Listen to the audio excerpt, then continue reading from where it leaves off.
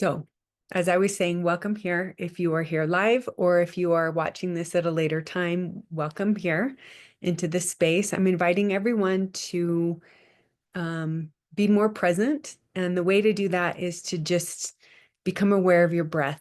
Just slow down. You don't need to breathe in a certain way. No need to change it. Just breathe in and out and allow yourself to become a little more still. One of the things that I really love to do is to invite you to be aware of, as you become more present and still here, what is moving through you right now. And the way that I love to do this is not to say I am anxious or happy or excited, whatever that might be, but there is. It gives a little more space to what is moving through you right now. And it's interesting because as I've done this with people over the years, I it's interesting to hear what they come up with, because they'll say, "Can I say that I'm scared and I'm happy at the same time?" I'm like, absolutely. Absolutely. You can be those things all at once, right? We are human beings meant to experience all of it, the whole rainbow of emotions. So if you would like, you can share in the chat what there is for you right now.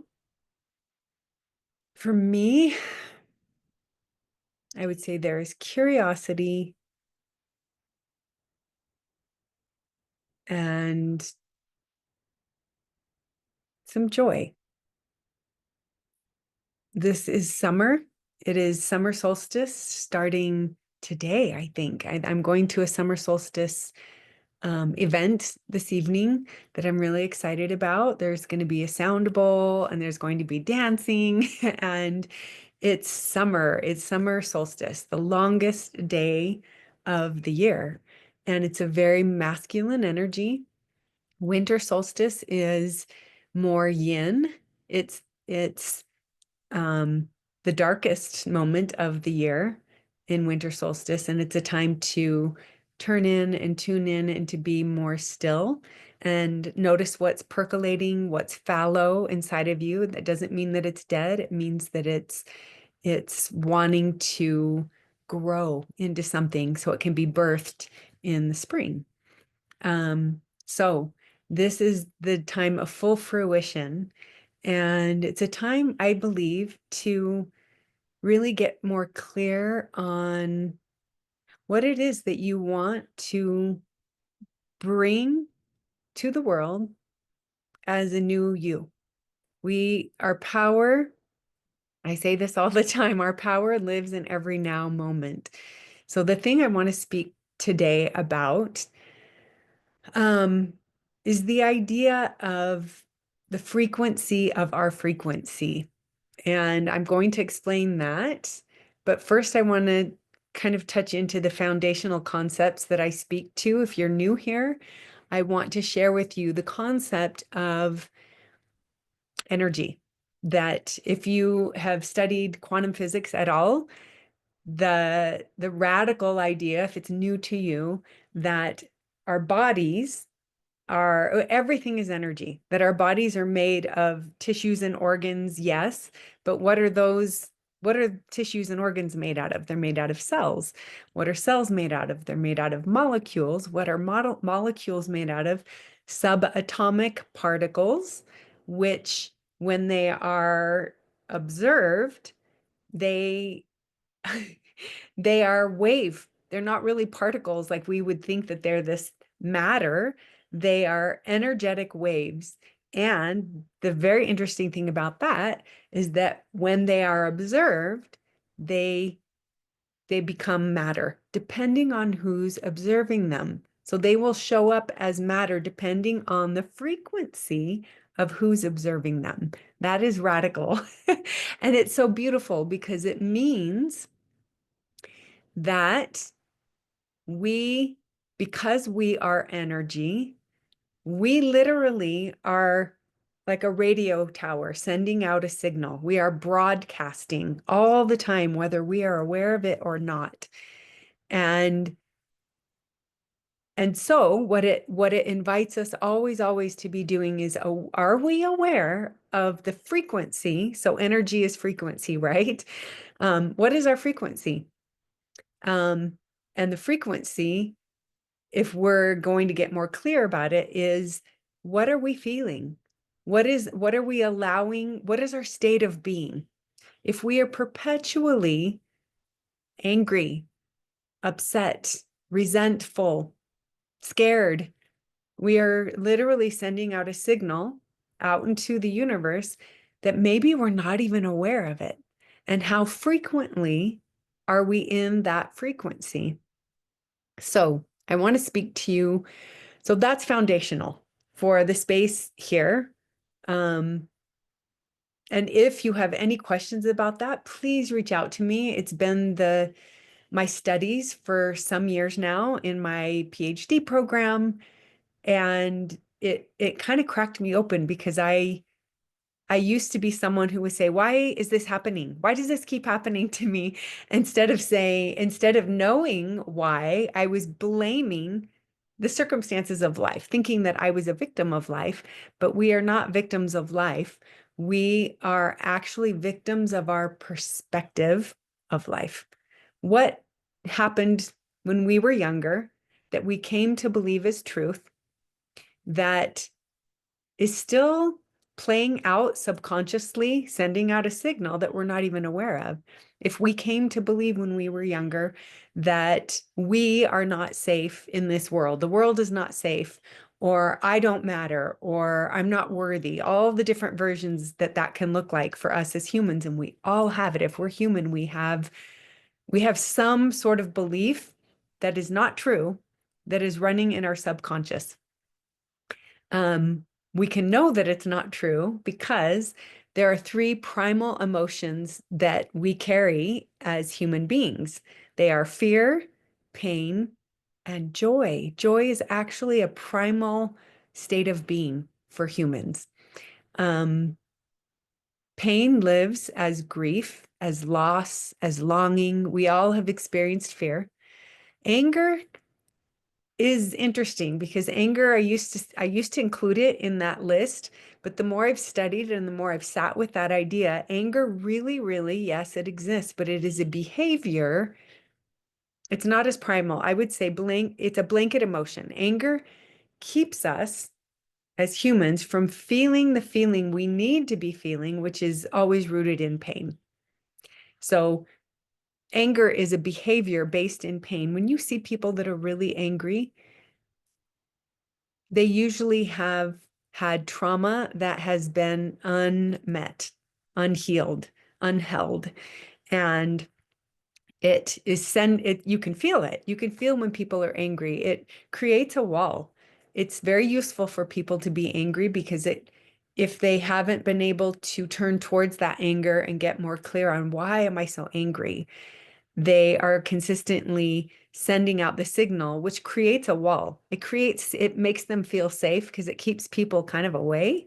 And so they don't have to connect and they stay disconnected from themselves too. So, okay. So joy, joy is just as primal as fear and pain. I don't know if you've ever experienced this or felt this. It's not a bonus, it's not a luxury, it's actually our original frequency. It is our birthright as humans to experience joy. If we are not experiencing it, then it's time to get curious. What is keeping me from experiencing my true nature? And it's okay. And we have been raised in systems that led us to believe that feeling pain and fear, those other primal emotions, is a bad thing. They're not bad. It's part of our human experience, and we're meant to feel them, not to cling to them or to identify that becoming our identity. Like, oh, I'm a depressed person, I'm anxious. No, you are a soul that is experiencing your human emotion of fear or anxiety or depression, but it is not who you be. So If you have questions, please put them in the chat. I would love to answer them. Or if you have any experience around any of this, I would love to see what you have to say about that. I'm always curious what other people's experiences have been. So, one of something that I was listening to this last week caught my attention, and I wanted to share it with everyone here today. And it's this idea that if we are in a state of being that we choose, that we want to be in, like I would love to be in the state of joy, right? Wouldn't we love to have peace and joy um, as a state of being that's very familiar for us? This idea that if we aren't experiencing, if we're experiencing joy and we're not able to stay there or have peace, and when I say this, let's be clear, it doesn't mean that you're spiritually bypassing or like, oh, I'm just having happy feelings all the time when you're not. It's joy is a balanced way to be.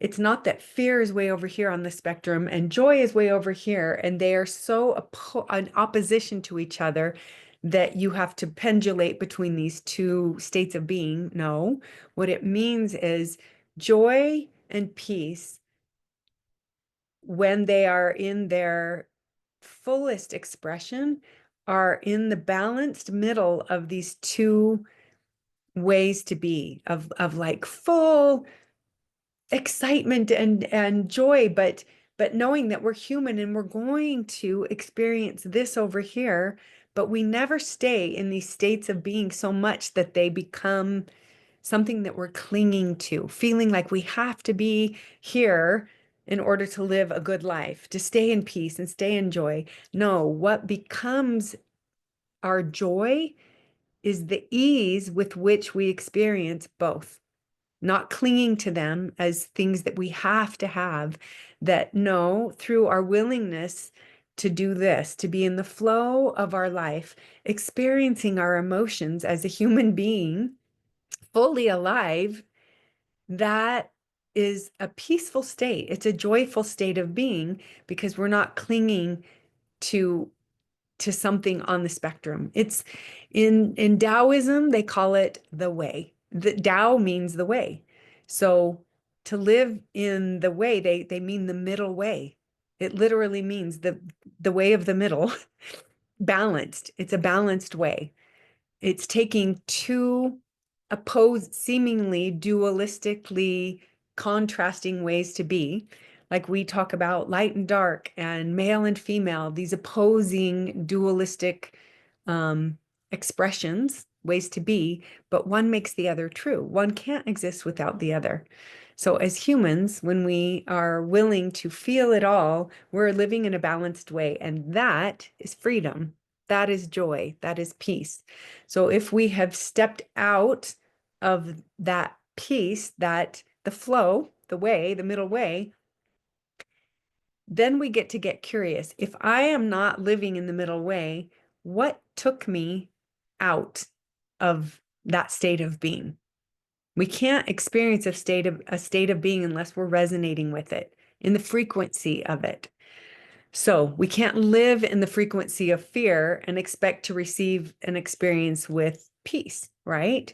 We can flow through them. I'm not really explaining this well. It's hard to explain it, but I think you get it. I think you get it. I used to live and think in a very black and white way. If this is good, then everything else is bad. It's a very dualistic black and white way to think and live. And yet for me, it became very uncomfortable because I was judging everything. If it didn't fit how I expected it to be, then it was wrong. And it wasn't very open. It was a very, for me, very closed and rigid way to live.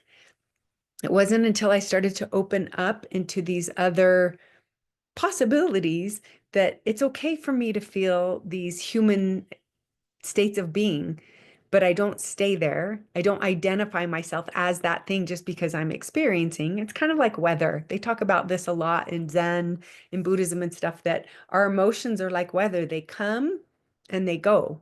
They don't come and stay. Weather never comes and stays. We see the seasons always moving. It's everything cyclical. If you watch nature, we aren't in nature, we are nature. So why would it be different for us? Okay, so this idea that if we would love to choose to stay in the state of being in this middle way where there is peace and ease and joy, and we're not experiencing that, what we would prefer, it's a time to ask, what has taken me out of the state of being and with alignment with what I actually prefer? So it's not a failure, it's actually a choice. And this is what I want to get into a little bit today.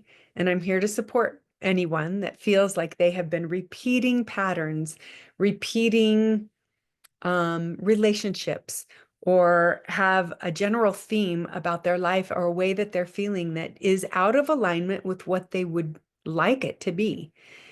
And knowing that you always have a choice to come back to that state of ease can feel weird if there's a belief that's running subconsciously. So this is so we as humans, we are always choosing what we believe will benefit us, will be our best option, what we believe will actually protect us and keep us safe. So even if it doesn't feel good, even if it feels like it's contracting, and why is this? This includes the thoughts that we're thinking, the emotions that we stay in. We talked about that, like staying in a depressed or anxious state, the relationships that we turn to over and over again, even any self-sabotaging behaviors, and even the stories that we're replaying about our world of words, the narrative that we have created about ourselves, about life, our relationship to others. They are this way. But if we're choosing something, a state of being that drains us, instead of saying, oh, I'm broken, I'm just broken, I keep choosing people to be in relationship with that aren't available. I've heard that so many times as I sit with clients, that they are choosing people that are unavailable. But it doesn't mean that they're broken. It is always an invitation to ask, what must I believe subconsciously? Because if it were conscious, we would be more aware of it. But even if we're asking the question, it means we're shining a light on something that's been kind of dark and shadowy within us. So it's always, whenever we're triggered by something, when we're ever in a state of being that is other than what we prefer, it's always an invitation to say, what must I believe that makes this state of being, the one that's repetitive and not bringing you to the state you want to be in, makes this state feel safer than joy? What limiting belief is still telling me this is the better option? So when we can ask that question, we are finally bringing awareness to what we have previously been unaware of. So if the pattern keeps playing out, the core belief, the untruth, the limiting belief, I'm talking about when it is playing out subconsciously, 95% of our thoughts, of our beliefs, of our reactions all day long of our life, 90% of our life is happening without our awareness.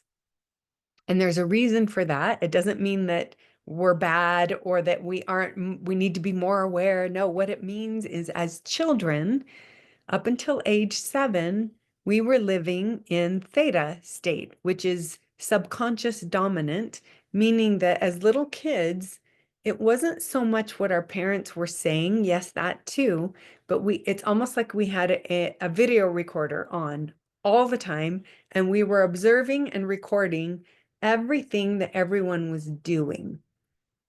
And we took all that information and we filed it in our subconscious, because as little kids, we don't know what the rules are for being human. So we turn on the recorder and we start observing everything, and it's just downloading. We're literally downloading all of the information for what we believe The rules are for how to be human. And if we were in an environment that was less than perfect, which, hello, we're human and our parents are human and everyone around us is human. It's not perfect. It wasn't ever meant to be.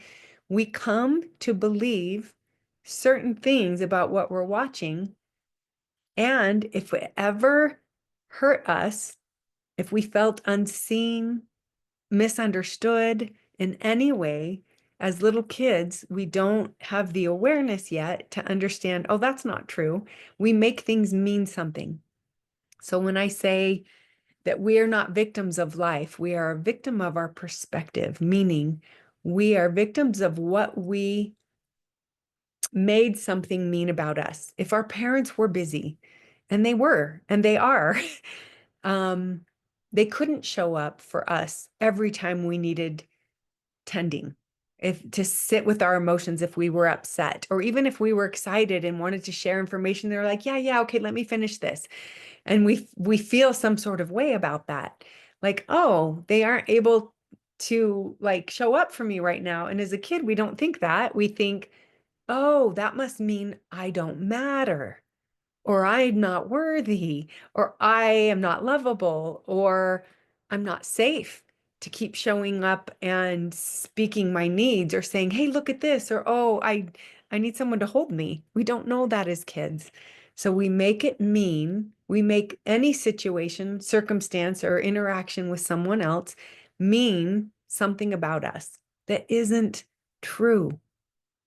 So, can you see how if an old limiting belief is still lingering underneath and it's playing out the identity, literally the identity of I'm not worthy or I'm not deserving, and we are literally living in that identity through the perspective of I'm not good enough. What sort of relationship, what signal are we sending out? We're sending out the signal of I'm not worthy, I'm not good enough, or I'm not deserving of love.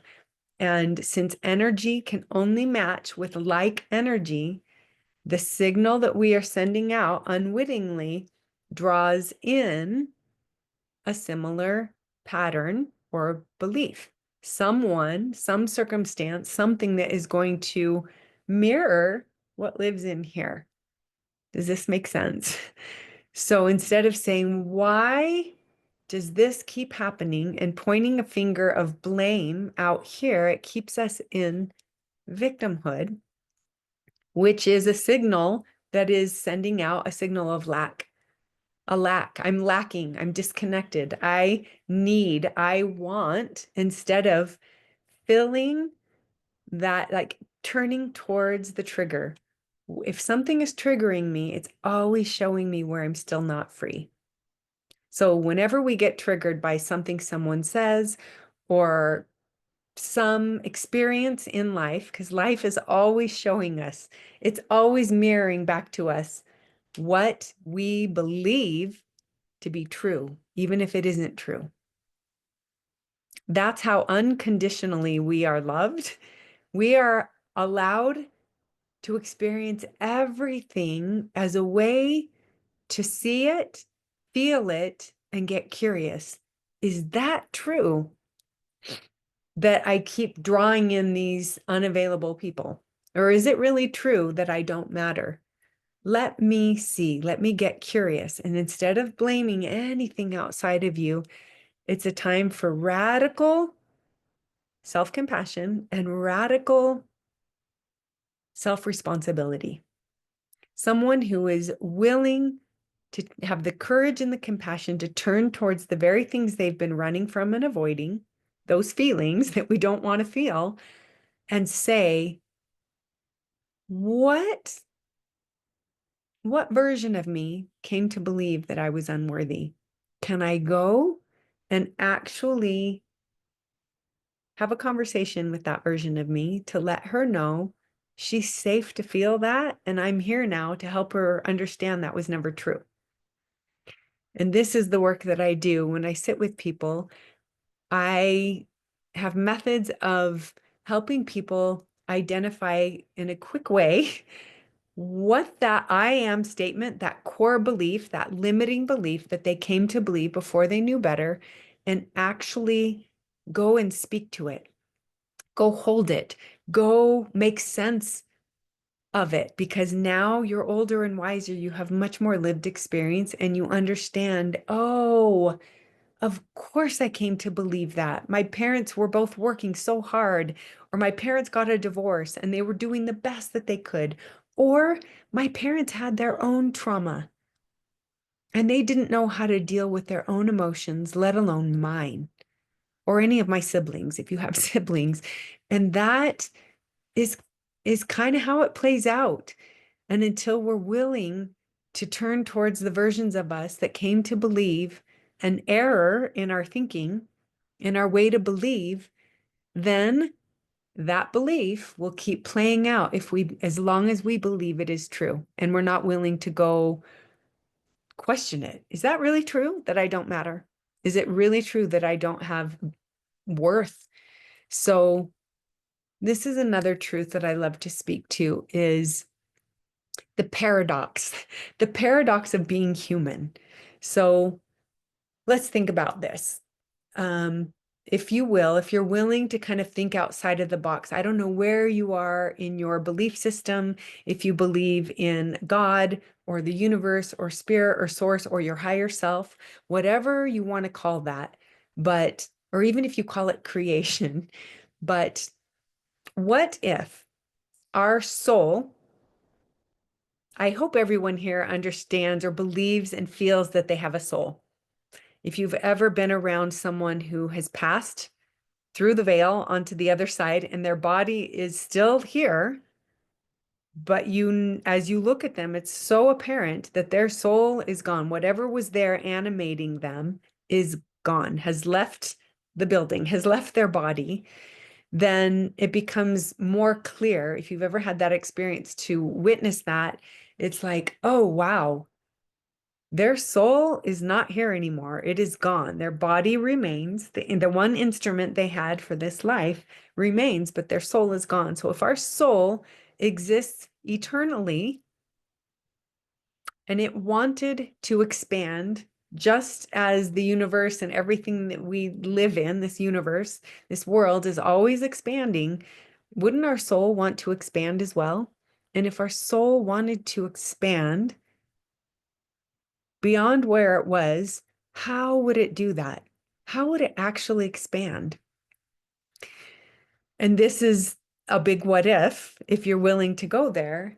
If our soul wanted to expand and it wanted to experience what it would feel like to expand, if you look at nature and everything that is expanding, including us, because we are nature, remember, there's always a contraction before an expansion, and a contraction and an expansion. You see it in our cells, you see it in amoebas and all the primal, everything as above, so below. Everything is, our universe is contracting and expanding.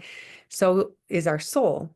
So if it wanted to experience expansion, the perfect curriculum for it to do that would be to come here and have a human body and experience the opposite of what it is.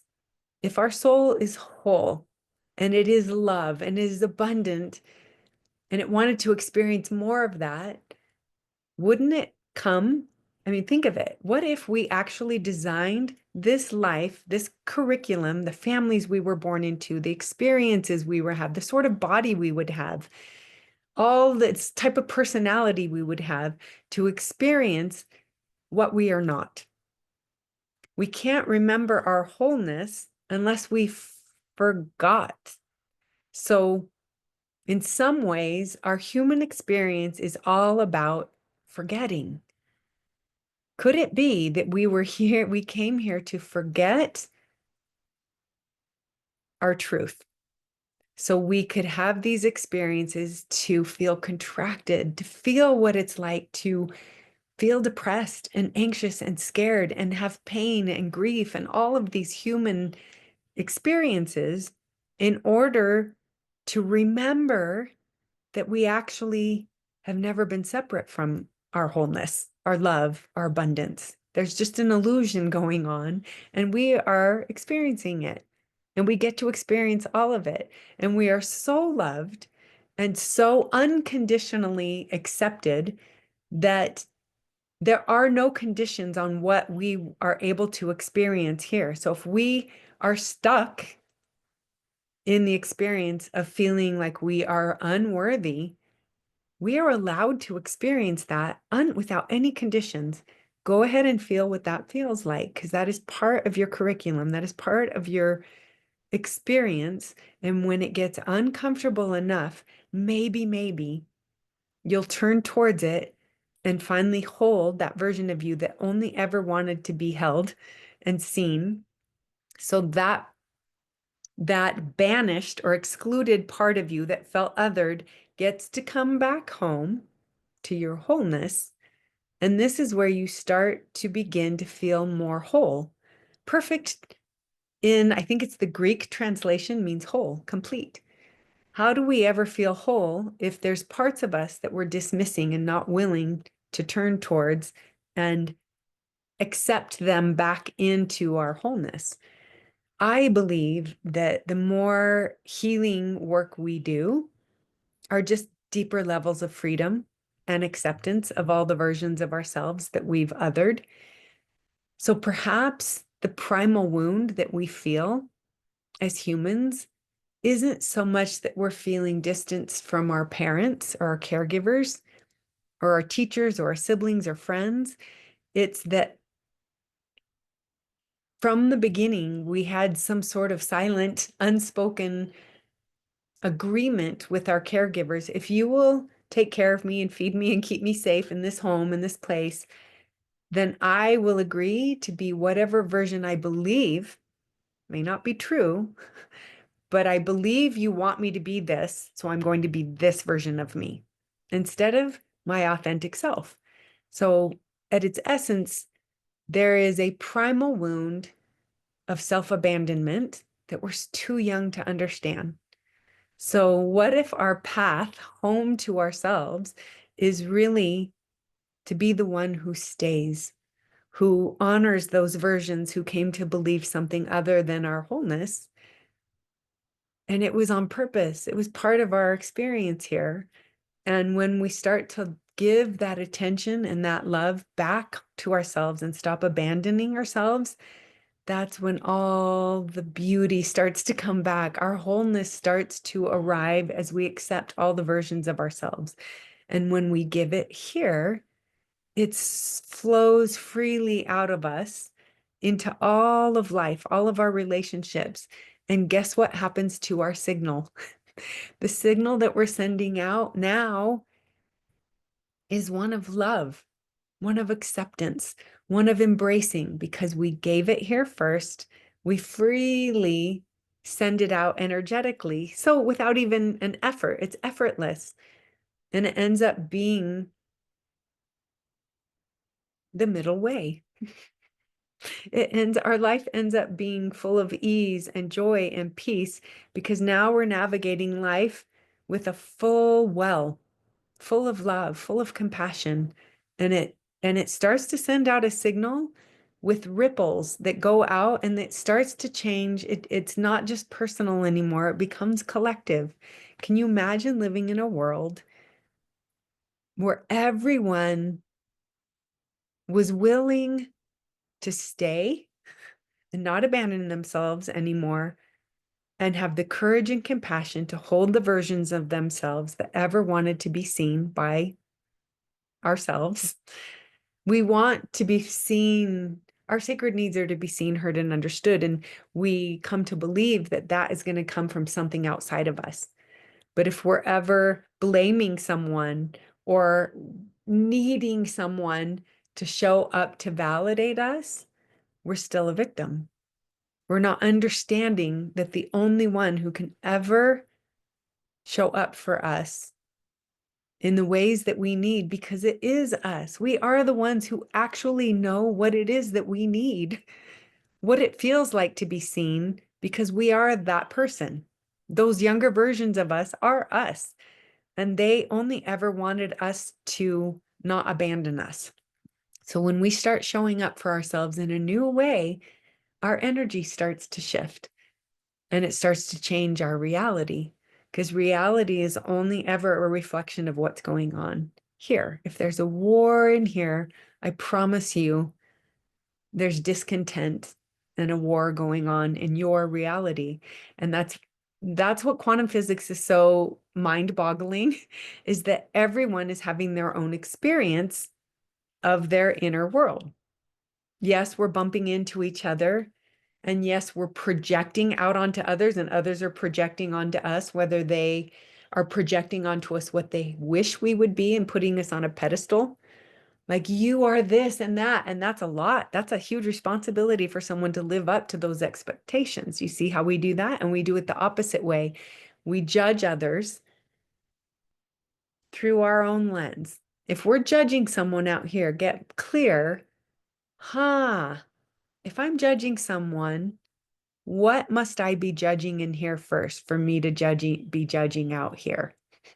It always starts here. The love, the judgment, everything. If we're projecting it out, get clear and come back home and say, what wants to be seen here? What wants to be held here?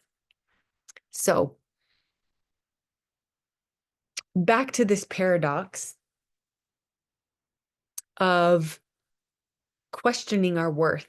In some ways, well, if we believe that spirit, source, creation makes no mistakes, then it's impossible for us to be unworthy. Our very existence, the fact that we're here and alive and living, is proof of our worth. It's set the minute we're born, it's our birthright. And to question our worth is actually arguing with the intelligence of all that is, that creation, with God. So the paradox is, we are connected we have to be connected in order to create the illusion of disconnection. Does that make sense? And we must be worthy to even imagine that we're not. I hope you can feel into this. How does that land in you when I say this? That's how powerful our consciousness is. And it's how unconditionally supported we are, that we're even allowed to believe that we're unworthy. So there's a Zen story that I love. It's so simple. The student asks the master, how do I return to peace?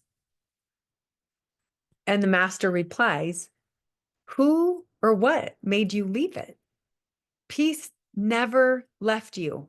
We walk away, but it never leaves us. Our peace never leaves us. We walk away the moment we believe something else would keep us feeling safer. And that's when it's time to get curious. It's a great question. Like, what made me shift out of the way that I would prefer to be? So I'm here to support you. If anyone has anything in their life right now that feels like sticky, if it feels like there's an obstacle, some emotional pattern that they keep, or behavior that they keep acting out, that they would like a little more support with. Like, how did I come to believe that? When did I come to believe that if anything that I've spoken to resonates with you at all, I would love, this is a free space. If you're willing, just come forward. If you're not, that's okay too. You can still do this work on your own without someone to guide you. It really is literally being willing to slow down. This is key. This is key. When I work with people and they're too busy, the fact that you're here, I want to say, pat yourself on the back. If you are here, whether you're here now or whether you're going to watching this later, this is an act of self-care for you to show up and be curious about learning something new that maybe you didn't know before. I don't know. I wonder if you learned something new. I hope there's something that I said that resonated with you, that you already believe that, or it got you thinking, I wonder, maybe it opened you up just a little bit more. Is that possible? Could it be? But being willing to have the courage to stay with and speak with and hold the versions of you that ever came to believe that you weren't worthy, that you didn't matter, that you weren't safe, that you weren't lovable. One of them, they're like the Olympic rings. There's never just one, there's multiple. And when we start to unravel one, the others start to unravel as well.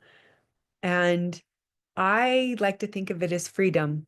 When finally all that residue from those old beliefs, all the momentum of acting out in ways that are a little self-sabotaging, as soon as we turn towards the shadowy belief that was never true, we start to become free.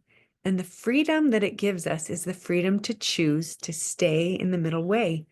We're not pulled subconsciously by the energy of our past. This is the other thing about quantum physics is when you start to understand that our time and space are relative. All we ever have is now. There isn't a past and a future. We can only ever be here now. Think about it. We talk about the past and the future. We think about it, but when are we talking about it and thinking about it? Now. Even talking about the past version of us and going back and holding that version of us, when do we do it? We do it now. It's kind of trippy. It's trippy if you've never thought of time like that, but the more you study it and kind of research what it is, the reality of everything happening in different dimensions of time right now, then you start to wrap your brain around, oh my goodness, my greatest power always, always lives in every now moment, because that means I can choose now to start over. I can choose now to have the courage to turn towards that version of me. I can choose now to stay in the middle way.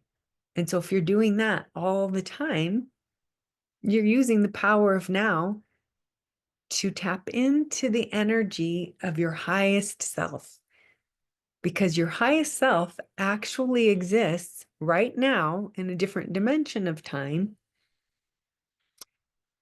And if you think about it, she's just at a different frequency than what you're at. She's sending out a different signal, but you can always tap into it in every now moment if you choose. If you get curious about that, what does your highest self, what is that frequency that your highest self is living in? How do they wake up in the morning? How do they talk to themselves? How do they talk to others about themselves? What is their inner dialogue about life, about everything? When we start to bring our attention to that, where our attention goes, our energy flows.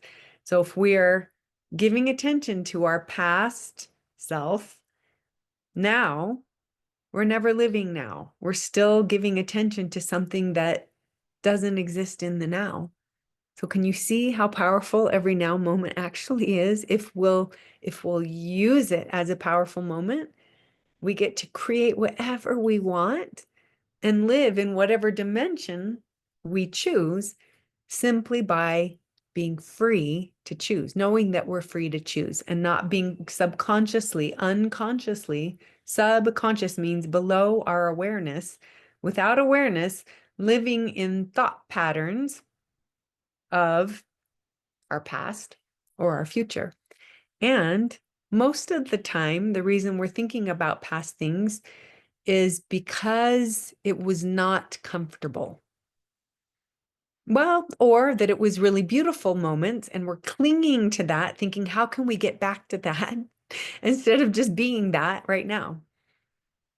So if we're thinking about our painful past, we're not here now, choosing how to be now. And if we're allowing our painful past to inform our fearful future, we're living in another illusory state, believing that because something was so, it must continue to be so, which is not true. So, okay, the last thing I want to say here, we aren't wrong, we aren't bad, or we aren't making a mistake by leaving our joy. We just are forgetting that it's always there. It's always part of our nature to experience it. It's not something we have to earn. It's something that we actually remember. How do we remember it? We get more still. We don't get busier. We don't keep distracting ourselves from every now moment. We stay as present as we can with awareness. Oh, if that feels sticky or that triggers me and makes me scared or angry or feel pain or hurt, I don't need to blame anything. I can get curious and come and say, oh, what must I have come to believe that keeps me from being free? So everything is always showing us where we're still not free, because freedom means we will choose joy over any other state of being if we're aware. So, um, returning to that original question, what is the frequency of our frequency? How often are we choosing to stay in the present moment and choose joy or peace or ease, whatever joy feels like to you? Everyone will probably have a different definition of what joy feels like for them. And that's what's so cool. Some people, if their nervous system has been dysregulated for so long, joy will feel like no more running, no more fight, flight, freeze, or fawn. That would be a state of joy, just being out, like having a regulated system, a parasympathetic system, the rest and digest. To live in that state all the time, I guess I would say that would be defined as joy for me. To live in a peaceful state where my body isn't reactive, waiting for the next scary, hard, bad thing to arrive. And how am I going to react? But no, just living from this middle space of knowing that when there is peace here in my system, the signal I'm sending out draws in more peace, more joy, more regulation. I'm not living dysregulated. Does that make sense? Okay. So I hope this helped someone today be more curious, if anything, just to be more curious about some of the patterns that they live in, some of the questions they may have about why does this keep happening? Get curious and turn in and tune in. Oh, ask the question, what must I believe? And this is, I want to put down here this question. There were some final questions.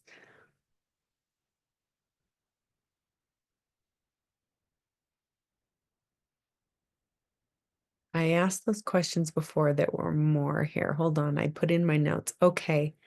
So ask, what would I rather feel? What would I rather be feeling right now? It's a simple question, but it's profound because we can always tap into how we would rather feel if we're willing to do it. The other question is, am I willing to let myself feel it?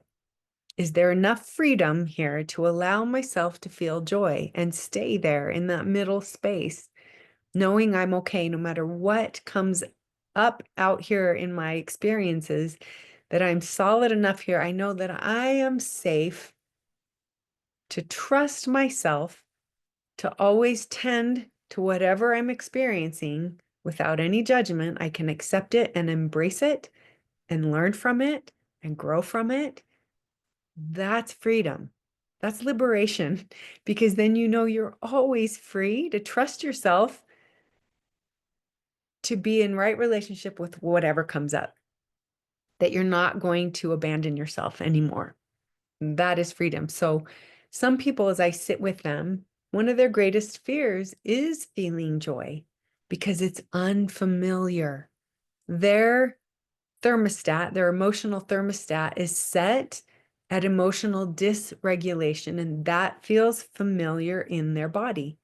Their lived experience has been to be dysregulated. So they actually have a little bit of fear and trepidation about feeling regulated. that feels unsafe. So there's some work to do there around that if that's your state. If you're scared to feel joy, I get it. I see you. I've been there. But I guess the reason I do this and the reason I show up offering these free spaces is to help others to know that they too can come out of a state of dysregulation over and over and be the one who stays. It's radical self-responsibility and radical love to stay here with you and not abandon you and create the safety that you've been longing for outside of you. Because once it's here, when safety arrives here, everything is safe. Life becomes safe. So that is sovereignty too. We are not victims of life, but victims of the perspective. And freedom begins when blame ends, when we stop blaming anything outside of us, then we're stepping into freedom. Okay, so thank you for being here. Last call, if any of you would like to receive any support from me, if there's anything that I spoke to that you would like to ask a question about, or if you want support in your life right now, and even if you want to reach out to me later, I would love to hold space for you and support you in any way that I can. This is what I do as a therapist. I'm also creating new offerings as I'm inviting 1 or 2 women to work with me for a whole year. And what that will look like is I've just had too many women come to me and say, I could never do what you did. And I'm like, what do you mean? And they said, well, you sold everything and you moved and lived abroad.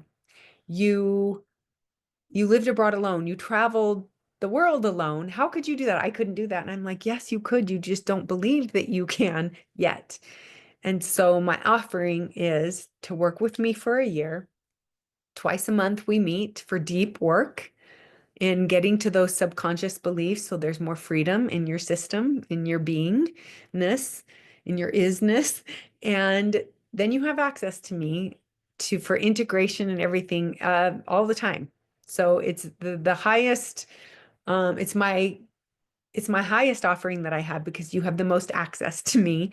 And then twice a year, we will travel because this is where I came to trust myself and trust the universe that so they choose the people that I'm going to work with are going to choose what their soul is calling them to. Maybe it's something they've dreamt about forever. Maybe it's something new that's coming up in them that they want to go visit this space, to be in the energy of this place somewhere in the world. And we go there, but we have no plan.